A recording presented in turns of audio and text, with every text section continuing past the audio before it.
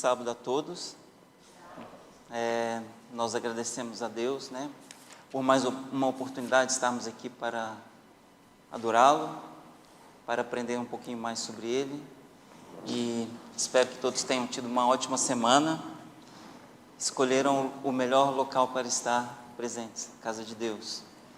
E vamos ter a oportunidade de recapitular a lição que estudamos durante essa semana. Estão me ouvindo bem aí atrás? Sim? Tá bom. E temos tido a oportunidade nesse trimestre de falar sobre os escritos, né, do apóstolo Paulo aos nossos irmãos em Éfeso, o qual faz muito sentido hoje na nossa vida e vai fazer sempre. Estou aqui com meu irmão em Cristo, Diego. Seja bem-vindo mais uma vez. Bom dia a todos.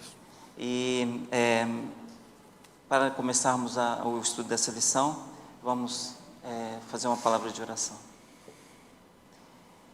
Pai querido que estás no céu, Senhor Jesus, nós te agradecemos, meu Deus, por mais uma oportunidade que estás nos dando de estarmos aqui para falarmos de assuntos tão importantes, tão pertinentes à nossa conduta, à nossa caminhada nessa vida.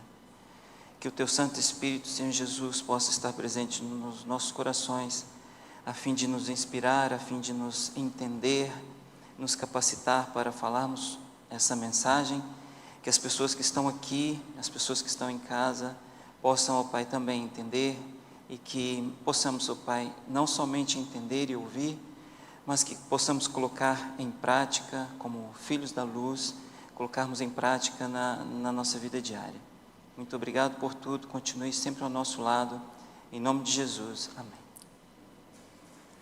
Bem, irmãos, como eu estava a dizer, passamos da metade já do trimestre, né, desses ensinamentos tão importantes, tão bonitos, tão sábios, tão reais, embora tenham sido escritos há tanto tempo. E a lição dessa semana tem como título Vivendo Sabiamente, um título bem sugestivo até, né? O que é viver sabiamente? Vamos aprender esse conceito de viver sabiamente, né? Hoje, ou já aprendemos, né? Quem estudou a lição durante a semana. Por falar nisso, faço um apelo. Eu senti que deveria falar isso, até pedi oração sobre isso no culto de oração da terça-feira, sobre o fato de estudarmos a lição. Penso que todos estudam a lição durante a semana. As lições têm sido muito enriquecedoras, têm tido temas importantíssimos, assim, que nos ensinam muita coisa sobre a nossa conduta cristã, sobre como vivemos como filhos da luz, né? E não cedermos aos enganos, às falsas doutrinas, às palavras vãs. Então, é um apelo que eu faço. Vamos estudar a lição, né? Estudar a lição é sempre muito positivo, né? É como estudarmos a Bíblia todos os dias de uma forma mais didática, né? Mais profunda. Então, meu apelo é que a gente continue com o estudo da lição e frequentando todos os sábados essa escola sabatina mundial que é tão grande, que une tantos irmãos, e falamos tanto em unidade durante esse trimestre, né? E que esse seja o lema, né? Sermos uma unidade. E a lição de sábado começa com uma história bem interessante. Eu vou ler rapidinho aqui para vocês. Há não muito tempo, foi colocado em leilão um jarro de cristal no Reino Unido. Os leiloeiros descreveram-no como um jarro de clarete francês do século XIX, estimando que o seu valor rondaria os 200 euros. Um licitante perspicaz reconheceu o jarro como sendo um cântaro islâmico extremamente raro. O seu verdadeiro valor estimado era de mais ou menos 5 milhões de libras, cerca de 6 milhões e meio de euros. O que permitiu àquele licitante obter esta pechincha? Eis a grande pergunta, né? A diferença entre as duas avaliações do jarro foi o quê? foi o conhecimento que ambas as partes tinham sobre o jarro, né? Enquanto o leiloeiro desconhecia o valor daquele jarro, o arrematador, a pessoa que comprou o jarro, que queria comprar o jarro, sabia a fundo de que se tratava, né? Qual era mais ou menos o valor daquele jarro, sabia que era algo assim bem precioso. Da mesma forma, aplicando para a nossa vida hoje, para o contexto da lição que estudamos durante essa semana, existem tesouros escondidos na palavra de Deus, né? Que nós temos que buscar para reconhecermos esses tesouros, né? E algo que estudamos também durante a semana, temos buscado esses tesouros? Temos remido o nosso tempo para buscar esses tesouros? Para buscar profundamente o que Deus tem para nos falar, as advertências que Deus tem para nós nos dias de hoje? Durante essa semana falaremos disso e falaremos de coisas importantes, das ações de graças, né, Diego?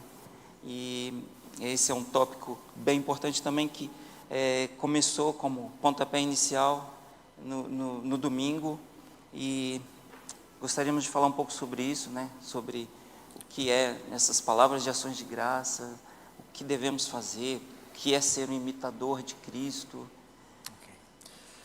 Vamos ao texto bíblico então, vamos a Efésios capítulo 5, a partir do versículo 1 até o versículo 2, nessa primeira parte que diz o seguinte: Sede, pois, imitadores de Deus, como filhos amados, imitadores de Deus, e andai em amor, como também Cristo nos amou e se entregou a si mesmo por nós, em oferta e sacrifício a Deus, em cheiro suave. Então aqui o apóstolo nos convida primeiramente a imitar a Cristo. E logo em seguida, no versículo 2, ele fala do amor de Cristo, né, que se entregou a si mesmo por nós.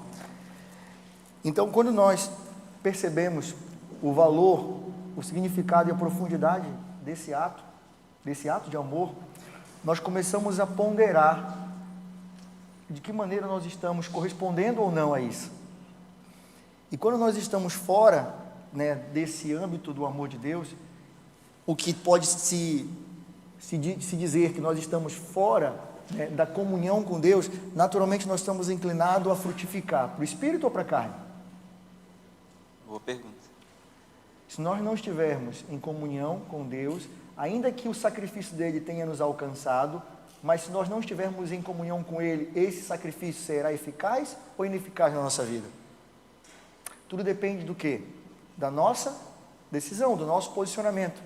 O sacrifício já foi feito, o ato já foi feito, já foi nos concedido. Agora, a ação de graças, ela diz respeito a eu aceitar, né, de muito bom grado, acolher e viver isso, né, em novidade de vida. E eu sei que isso é difícil. O pastor Bulhon, eu me lembro que eu participei de algumas conferências dele. Quem conhece o pastor Alejandro Bulhon, sabe que ele fazia muitas conferências pela América Latina e pelo Brasil. E ele disse que depois de 5 anos de ministério, foi que ele começou a entender o que era ser um convertido.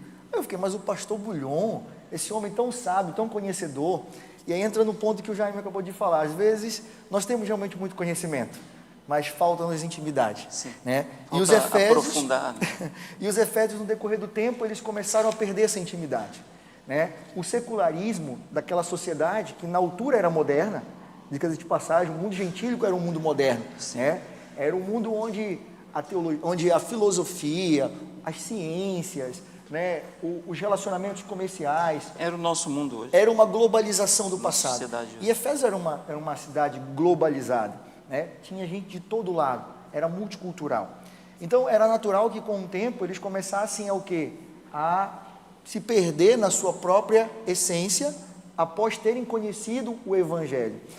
Esse é um dos pontos que a lição toca, que muitos, o medo de Paulo era esse, muitos voltarem para aquela vida. Exatamente. Onde tinham vivido durante algum tempo. Né? E aí entra no versículo 3, já aproveitando para avançar no versículo 3 do capítulo 5 de Efésios, que diz o seguinte: então nós terminamos o versículo 2, que diz que Deus, né, Cristo nos amou e se entregou a si mesmo por nós em oferta e sacrifício a Deus, em cheiro suave. Ou seja, Cristo nos substituiu, o sacrifício precisava ser feito, Porque Jesus ele veio ser o Cordeiro de Deus que tira o pecado do mundo, né? Sem o qual o sistema sacrificial do Velho Testamento não teria validade. Então isso nós já sabemos. E aí o apóstolo complementa: mas a prostituição e toda impureza ou avareza nem ainda se nomeia entre vós, como convém a santos, nem torpezas, nem parvoíces, nem chocarrices, que não convém, mas antes ações de graça. E o versículo 5: porque bem sabeis isto, que nenhum devasso ou impuro ou avarento, o qual é idólatra, tem herança no reino de Cristo e de Deus. Ou seja, a gente já até vê esse pedaço, né, da avareza como idolatria. É interessante, né? Nós achamos que a idolatria ela está restrita à adoração ao quê? A imagens, a ídolos, a deuses pagãos, mas a gente percebe que o apóstolo frisa, não só aqui em Efésios, vamos ver em outros capítulos, outros livros do próprio Paulo, em que ele trata a avareza como idolatria, né? Onde eu coloco as coisas, onde eu coloco os bens, os meus desejos, né? As posses acima de Deus, e eu idolatro aquilo, né? Eu substituo o altar de Deus pelo altar materialista, e todas essas práticas, elas começam a corromper o nosso caráter, o caráter que no primeiro momento estava começando a se afeiçoar com Deus. E é por isso que Pedro fala muito em vigiar e orar, né? A lição ela não toca nesse versículo de Pedro, mas a gente sabe que se nós não estivermos vigilantes, sim, nós tendemos ao quê? A gradativamente declinar. Esquecer. Se nós não nos reabastecermos todos os dias do combustível espiritual, o que acontece? A carne começa a sobressair. E é por isso que Paulo estava muito preocupado. E aí ele fez muitas exortações que hoje nos servem, porque se naquele tempo, aquele mundo, né, cosmopolita de Éfeso, da Ásia Menor, né, do mundo gentílico, já era atrativo, imagina hoje. Mas a Bíblia fala sobre isso, né, Dico? Se a gente for pensar bem, eu tive até lendo essa semana em Eclesiastes 1, se eu não me engano, 1:9, fala que tudo que aconteceu vai voltar a acontecer, né? Então não é espanto nenhum a gente ver que tudo que aconteceu naquela época acontece hoje. Pode ser que aconteça nas versões do mundo atual, mas volta a acontecer. E se aquele mundo naquela época estava muito mal, é o que diz a Bíblia, estava mal, imagina hoje, né? Imagina hoje com a proliferação do pecado, com a própria tecnologia, as informações tão rápidas. Imagina como o mundo hoje está mal. E imagina, e a gente pensando, né, quão pertinente continua sendo essa mensagem para nós hoje. E o apelo de Paulo era justamente que, né, os efésios eles pudessem relembrar, né, o que fundamentava a conversão quando eles aceitaram o convite à salvação, para que eles pudessem viver uma novidade de vida, a fim de que eles não testemunhassem contra Cristo. Porque o grande perigo, quando nós começamos a incorrer em práticas pecaminosas, e aqui ele fala de depravação sexual, ele fala do materialismo, ele fala da maledicência, como nós vimos na semana passada, sim, que cria desunião. O perigo disso tudo é o quão, talvez, é o nível de mau testemunho que nós começamos a dar, que depõe contra o próprio Cristo, né? Que faz com que o cristianismo seja muitas vezes difamado e seja taxado como uma religião ou de fanáticos ou de hipócritas. E era contra esse tipo de condição que o apóstolo ele apelava, para que nós pudéssemos, eu estou falando agora nós, e vou ler o finalzinho, olha, Paulo, para evitar o comportamento imoral praticado pelos gentios, ao mesmo tempo que deseja que os crentes sejam o quê? Circunspetos no seu comportamento e assim ganhem uma boa reputação junto dos não cristãos. Então, o grande ponto é isso, é como é que está a ser a nossa reputação. De quem nós estamos testificando de verdade? Será que na nossa conduta dentro de casa? Será que no nosso proceder no trabalho? Será que nas pequenas coisas que nós fazemos, nós estamos testificando, né, de uma boa reputação cristã, ou nós estamos criando uma mácula que só faz criar ainda mais aversão, né, ao cristianismo? É verdade. E esse é um ponto muito sério, porque aqui na igreja a gente tem um ambiente relativamente controlado. Tem uma diaconisa para dizer, um diácono para dizer, olha, cuidado, não faça isso. Tem pessoas para nos observar, tem o próprio Deus, meio, né? O próprio meio nos puxa para isso. Mas e fora daqui? Aí é que está o grande teste, né? A grande prova. mas nós não precisamos viver nos esforçando simplesmente, né, se nós estivermos em Deus. Se nós estivermos em Deus, o fruto do Espírito, ele vai, de forma inerente, fluir de dentro de nós. Então, eu realmente insisto que Paulo estava apelando por uma volta, né, ao convívio, à comunhão, para que os efésios pudessem realmente mortificar a carne que estava cada vez mais, né, sendo alimentada. Até porque, se a gente for ler o começo do capítulo 5, né, onde fala que devemos ser imitadores de Deus, né? Uma pessoa que imita Deus, vive uma vida a imitar Cristo, ela vai ficar longe de todas essas práticas, de todas essas imoralidades, né? E esse é o nosso desejo, tem que ser o nosso desejo, né? A nossa vontade. Bom, eu me esqueci de dar as boas-vindas aos nossos irmãos que estão nos assistindo em casa, peço desculpa. Essa semana encontrei com alguém que disse que tem nos assistido em casa e que tem gostado muito, fiquei feliz com isso. Então, o nosso muito obrigado. Nós temos como falei na semana passada, nós temos a Igreja de Aveiro cresceu exponencialmente, não ficou só no tempo físico, ela transpôs barreiras e está presente mesmo que virtualmente aqui no nosso meio, através dos nossos irmãos que estão nos assistindo. Então, feliz sábado para vocês, sintam-se bem à vontade, compartilhem os nossos vídeos, que quanto mais compartilhar, mais a mensagem será pregada ao redor do mundo, né? Bom, prosseguindo então, vamos passar para a lição de segunda-feira. Andando como filhos da luz.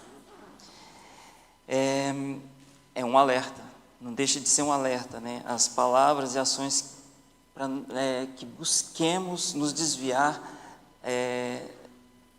nós estamos vivendo uma caminhada, né? Essa vida é uma caminhada. E para vivermos, como você estava dizendo há pouco tempo atrás, para vivermos essa caminhada como tem que ser, temos que viver conforme Cristo viveu, né? Temos que ser imitadores de Cristo. Mas tem aqui algumas advertências que são muito, muito, muito importantes para nós hoje. Eu gostava até de ler Efésios 5:6, que diz: ninguém vos engane com palavras tolas, pois é por causa dessas coisas que a ira de Deus vem sobre os que vivem na desobediência. Eu gostaria de falar um pouquinho sobre palavras tolas. Eu não vou falar para palavras tolas, mas gostaria de falar um pouco sobre palavras tolas. O que vocês entendem por palavras tolas? Ou palavras vazias? Algumas versões falam essa expressão. Olha, vocês quiserem participar, podem ficar à vontade também, tá bem? Eu acho que tem um microfone. Quem quiser participar é só levantar a mão e a gente dá a vez para a pessoa participar. Mas palavras tolas são aquelas palavras que minimizam ou até justificam o pecado, tentando nos convencer que ações imorais são aceitas. Ou seja, aquelas palavras que têm duplo sentido, né? Aquelas conversinhas bobas. A relativização das coisas, né? Relativização das coisas que tem acontecido muito hoje em dia. Ou mesmo nas nossas palavras, palavra tola, conversa fiada, né? É você falar coisas que não precisa falar, coisas sem nexo, sem importâncias, né? Coisas assim que não vivificam, que não justificam alguma atitude, alguma intenção. Isso são palavras tolas, né? E Paulo é enfático aqui no versículo 6 do capítulo 5, ninguém vos engane com palavras tolas. E hoje em dia tem sido muito, muito, muito comum isso, né? Essa semana eu tive até a oportunidade eu não pude ver o vídeo porque eu estava trabalhando, estava só com o fone no ouvido. Mas era um vídeo mais ou menos com um tema parecido com o que a gente está estudando durante a semana. Eu só ouvia o que a pessoa estava falando. Então, quando eu comecei a ouvir, eu fiquei em dúvida. Falei, gente, será que ele está falando da Bíblia? Porque ele começou a contar tanta coisa, assim, que parecia ser um versículo bíblico, mas não era, né? Então, a gente tem que estar atento a essas coisas. O pastor quer falar.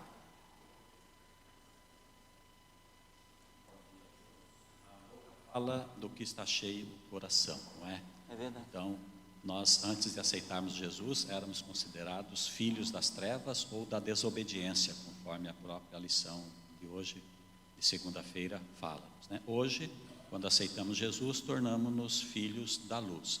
Então, o que nós ouvimos de pessoas, palavrões, e algo que destrói o próprio relacionamento social entre família, colegas de trabalho ou membros de igreja, reflete o que vai no coração da própria pessoa, né? Uma pessoa sem Cristo, sem religião, sem fé, sem decidir do lado de Deus, vai falar o que o coração está pedindo, é a formação que ela tem. Agora, quando nós subimos a plataforma do cristianismo, quando aceitamos Jesus, nós cada dia somos convidados a subir um degrau da santificação. Então as nossas palavras tornam-se puras, temperadas com sal, palavras de bênção e não de maldição. Então o Evangelho nos dá condições através da graça de Jesus, mas exige-nos também um nível no linguajar e no viver e no testemunho diferente do pagão, do mundano, daquele que está lá fora, né? Então nós temos esta obrigação, temos esse dever de dar um testemunho positivo. Sim, obrigado, pastor. Realmente é o nosso dever, como cristãos, estamos falando em comunicação, né? E é algo importantíssimo, termos atenção e cuidado com o que falamos, né? A maneira como nos expressamos, as palavras que usamos, o sentido das palavras que usamos, devemos ter muita atenção. E também o versículo está falando sobre a ira de Deus, né? E a ira de Deus não é aquela ira que nós estamos acostumados aqui entre nós humanos, até porque Deus não vive através de emoções, né? A ira de Deus é aquele desfecho de Deus contra o pecado, né? Deus é totalmente contra. É como o fogo e a gasolina, né? Ambos não se combinam. Então, a ira de Deus é nesse sentido, né? É a resposta de Deus direta ao pecado. Essa semana também tive a oportunidade de estudar a lição virtualmente com uma pessoa, e ela fez uma comparação assim bem interessante sobre. Agora entra a questão de como falarmos, né? A importância, o jeito, a maneira e o que falarmos. Eu gostaria de ler, para vocês verem como é importante essa questão. Eu gostaria de abrir a Bíblia, vou abrir a Bíblia em Isaías, vamos lá no Novo Testamento. A Bíblia toda é importantíssima e fala sobre a questão da nossa linguagem. Então eu vou ler Isaías 6, deixa eu ver aqui. Isaías 6, versículo 5, se não me engano. Sim, Isaías 6, 5. Então gritei. Aqui o contexto é aquele chamado de Isaías, né?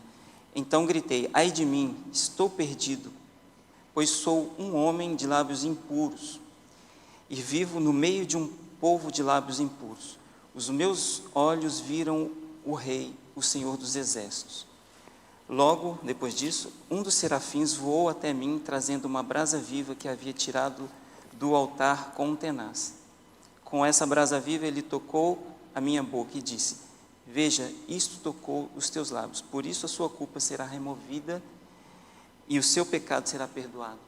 Olha como é importante a questão das palavras, né? Da comunicação, né?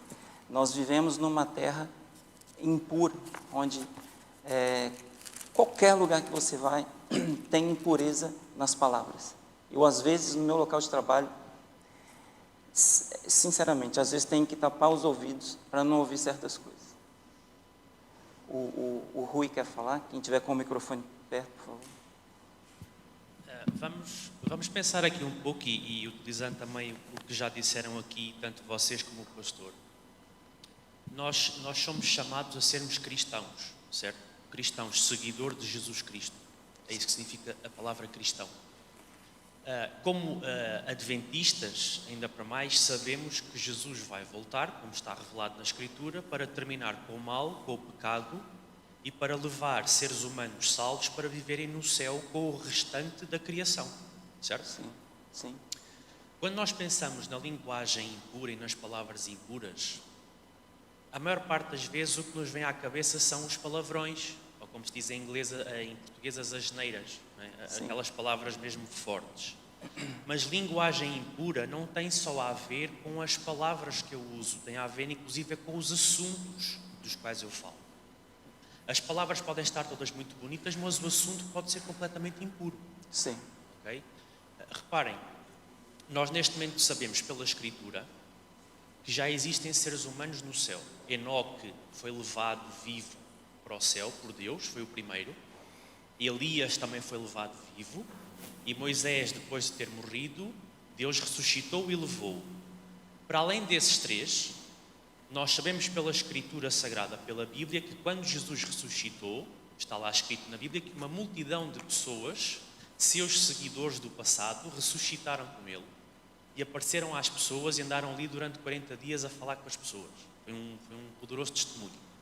E pelo espírito de profecia, no desejado de todas as nações, Deus revelou-nos que essas pessoas que ressuscitaram com Jesus foram levadas para o céu quando ele subiu.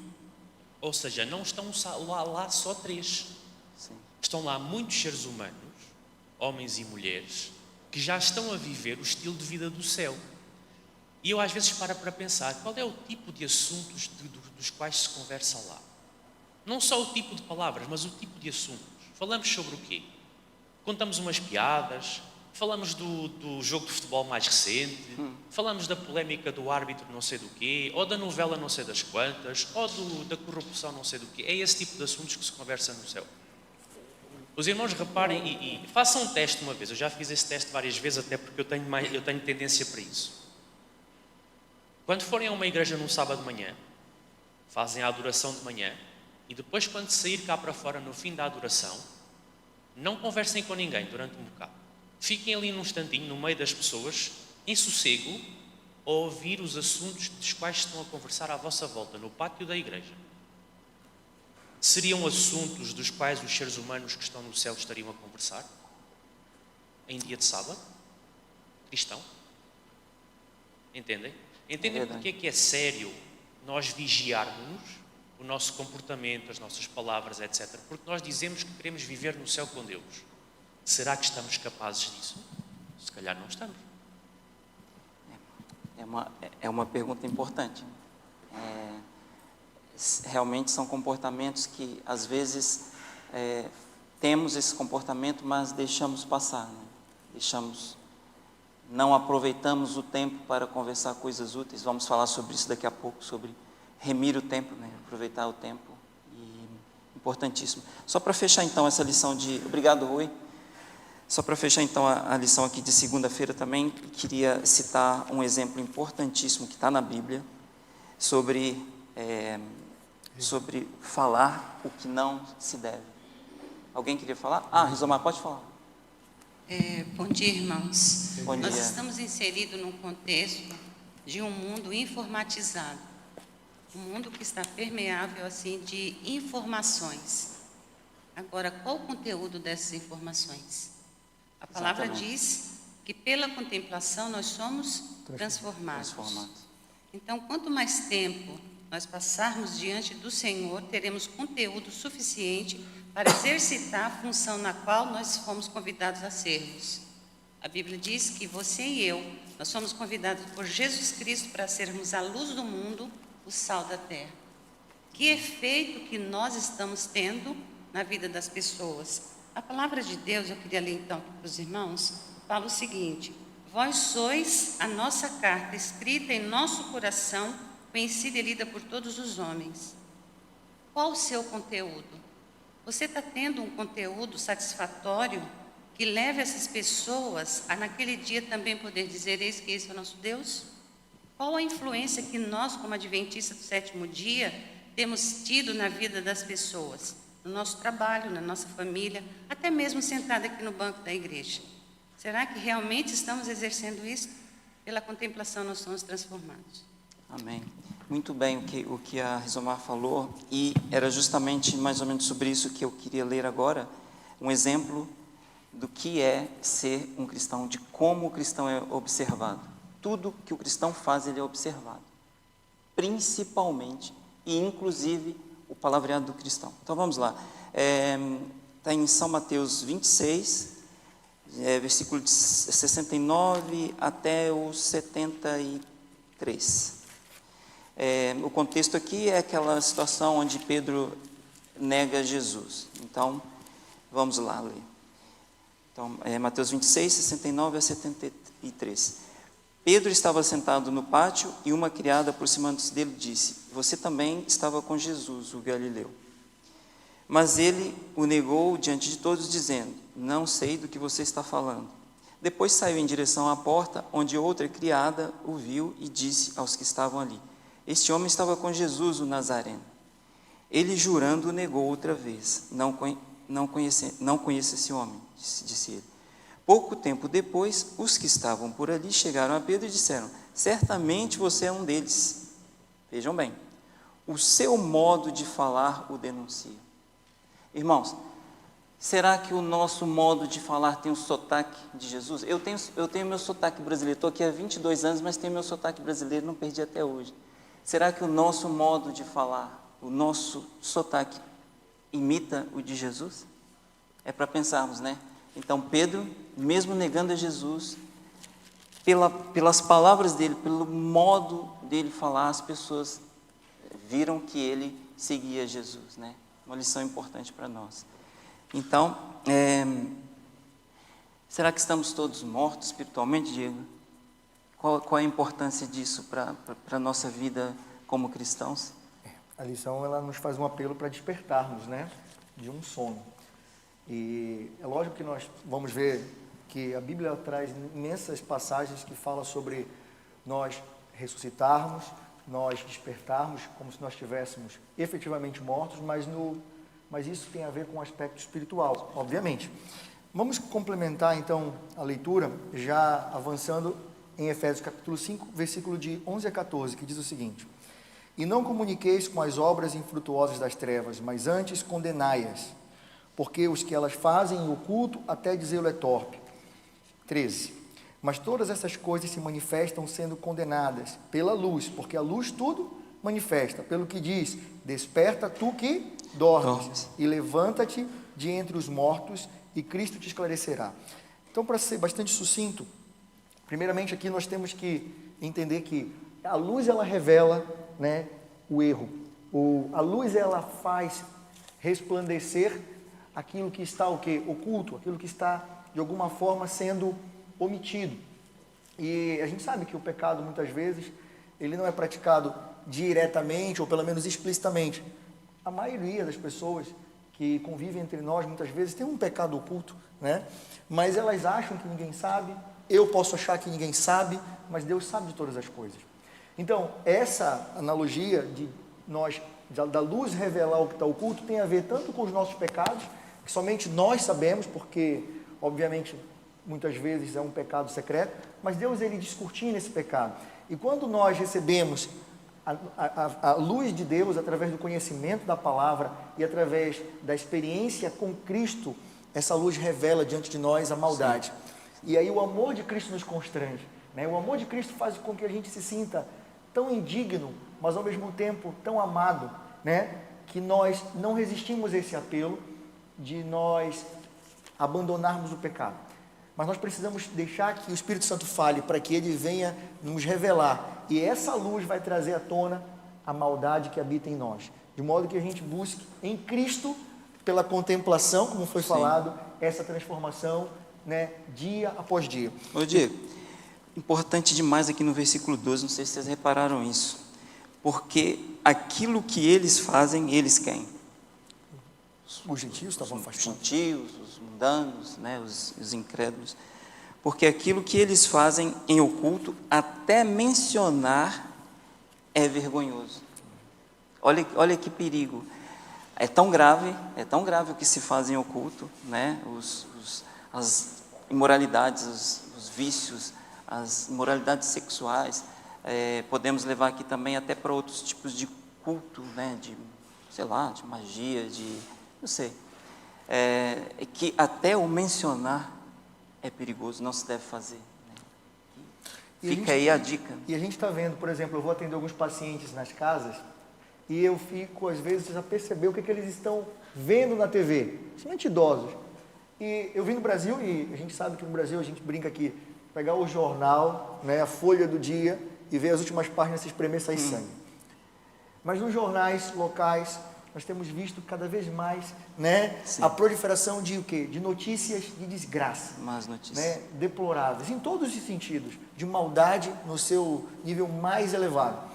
Nós estamos alimentando isso de forma que isso vai se normalizando, né, dentro do nosso convívio, dentro da nossa compreensão daquilo que supostamente seria inaceitável, inconcebível. E passa a ser, de certa forma, normal. Então, as más conversações corrompem os bons costumes, aquilo que nós ouvimos, aquilo que nós cultivamos, isso vai influenciar diretamente a nossa vida. E para concluir, a lição ela realmente faz um apelo aqui em terça-feira para nós despertarmos.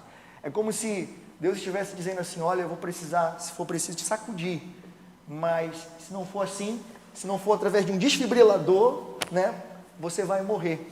E às vezes esse despertar é uma exortação, às vezes é um apelo para que nós venhamos realmente a acordar desse transe espiritual que nós estamos. E eu falo isso por mim, porque quando eu me coloquei diante de Deus, no momento que eu estava mais afastado de Deus, eu precisei literalmente, né, me rasgar na presença de Deus e dizer, Senhor, tem misericórdia, me desperta desse sono. E cada um de nós temos o nosso sono, temos o nosso bloqueio, nossa trava, que é uma guerra.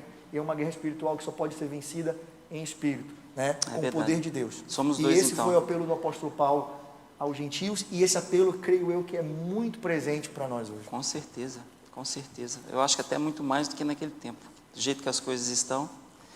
Bom, a lição de quarta-feira vem um título assim bem sugestivo, que é agarrar as pechinchas. Eu vou aqui contar aqui uma experiência pequenininha, experiência não, um exemplo. A minha mãe ama fazer compras pequenas. E muitas vezes ela chegava para mim e falava, ô filho, vamos comigo ali em tal supermercado, que tem ali uma promoção assim de arrebentar. Tem ali umas roupas muito baratas e tal, e eu preciso de ir lá. Aí eu ia, levava ela, ficava no carro esperando e tal. Ela saía, eu falava, ainda bem que ela já estava indo embora. Aí chegava no carro, vamos ali naquela outra loja que lá também tem umas roupas que estão bem baratas. Aí lá ia eu, né, levar minha mãe para ela aproveitar as pechinchas. E a lição está falando sobre isso, né? E o que é aproveitar essas pechinchas? A gente falou sobre isso há pouco, né? Quanto tempo perdemos nós na frente das telas? Eu agora estou contextualizando isso aqui para o nosso mundo atual, para o hoje, para o agora. Quanto tempo a gente permite ficar na frente de uma tela e quanto pouco tempo passamos aqui em frente à Bíblia, estudando a lição. Pastor, pode falar. Que a ideia que a lição traz é de compras feitas no mercado. E o termo no grego para este texto, para esta palavra, é exagoraço, que significa que a pessoa ia à feira e pagava o produto com alguma coisa, alguma moeda ou com outro produto naquela época, e resgatava o produto. Então a ideia do apóstolo Paulo aqui é para nós aproveitarmos as oportunidades, todas as oportunidades. Exatamente. Quando acordamos, temos que dar graças a Deus por estarmos vivos, a oportunidade de mais um dia, de melhorarmos, de crescermos, de sorrirmos, de avançarmos e de prosseguirmos em busca dos nossos sonhos materiais, que são lícitos e que Deus abençoa, mas também em busca da parte espiritual. Aproveitar as oportunidades para ler a lição, para estar na igreja, para orar, para se arrepender, para organizarmos a nossa vida com Deus e permitirmos que cresçamos a cada hora através do Espírito Santo atuando na nossa vida. Então temos que aproveitar mesmo as oportunidades que, embora pequeninas, que nos são oferecidas para o nosso crescimento social, espiritual, mental, familiar, enfim. É isso mesmo. E avançando mais um pouco, porque o tempo já se vai, e por falar em tempo, o versículo 16, né, do capítulo 5, fala: aproveitando ao máximo cada oportunidade, foi o que o pastor falou, porque os dias são maus. Ou seja, em outras versões fala remindo o tempo, né? E o que é remir o tempo? É justamente isso, aproveitar o tempo, as oportunidades, aproveitar mesmo o tempo de forma literal, né? O tempo é um dom que Deus nos deu, e Ele vai nos cobrar isso. De que forma estou eu aproveitando o meu tempo? Estou eu enchendo o meu espírito, o meu corpo, a minha mente de coisas positivas, de coisas boas, da palavra de Deus? Ou estou eu gastando esse tempo, né, com outras coisas nada interessantes, né? E para que isso acontecer, nós precisamos estar cheios de Espírito, né, Diego? Amém. Exatamente. Para que isso tudo aconteça na nossa vida, né? Exatamente. E aqui em Efésios, para nós concluirmos, diz o seguinte, Efésios capítulo 5, versículo 18 a 20, diz o seguinte: e não vos embriagueis com vinho em que há contenda, mas enchei-vos do Espírito, falando entre vós em salmos, em hinos e cânticos espirituais, cantando e salmodiando ao Senhor no vosso coração, dando sempre graças por tudo ao nosso Deus e Pai, em nome do nosso Senhor Jesus Cristo. Foi o que o Rui Daiô falou agora há pouco, né? Do que nós estamos compartilhando? Qual tem sido nossos assuntos recorrentes, né, entre irmãos, nas nossas conversas, sejam elas dentro da igreja, seja ela no nosso meio social, ou com quem nós estamos nos aproximando para que nós venhamos a nutrir o nosso espírito, né? Até porque as nossas companhias, as nossas amizades, os nossos círculos sociais, eles influenciam muito isso. E esse apelo à adoração cheia do Espírito Santo, ela nos leva a entender que somente com o Espírito Santo nós seremos realmente reanimados, reavivados e, portanto, né, reformados das nossas concupiscências carnais. Sim. E a lição fala o seguinte, Paulo aplica aqui a exortação: enchei-vos do Espírito Santo, em Efésios 5, versículo 18, como grupo, imaginando os crentes reunidos num culto a Deus, inspirado pelo Espírito, que alimenta o quê? A unidade. E se apresenta em contraste com o culto e o comportamento pagão, egocêntrico. Nesse esboço de culto cristão primitivo, domina o louvor musical.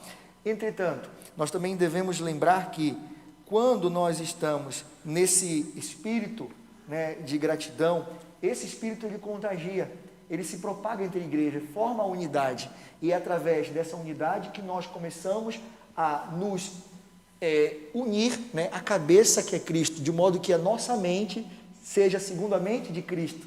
A mente de Cristo, ela se forma quando nós nutrimos o caráter de Cristo e passamos a pensar como Cristo. E daí por diante os frutos de justiça, de verdade, que são frutos do Espírito, virão sobre a nossa vida, e nós iremos realmente cumprir a missão, que é levar o Evangelho para ajudar outros a despertarem também do sono, tal qual nós estivemos. Porque hoje nós somos o quê?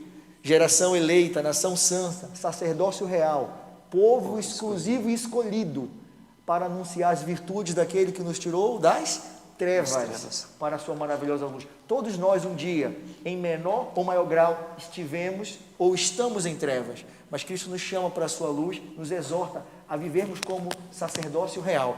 Esse é o nosso papel, filhos da luz, sacerdócio real. Quando eu paro e penso, nossa, eu posso ser considerado um sacerdote real, isso me traz assim uma sensação tão boa, dizer assim, nossa, olha a missão que Deus me deu, olha o papel nobre, belo que Deus me deu, e não tem nada a ver com cargos, com posições, né, nesse mundo, não tem nada a ver com hierarquia, tem a ver com a importância do nosso papel nessa sociedade, né? Deus nos convida a sermos luz, porque o mundo está em trevas e Ele clama, porque se nós não falarmos até as pedras, falarão. É isso, Jair. É verdade, é verdade.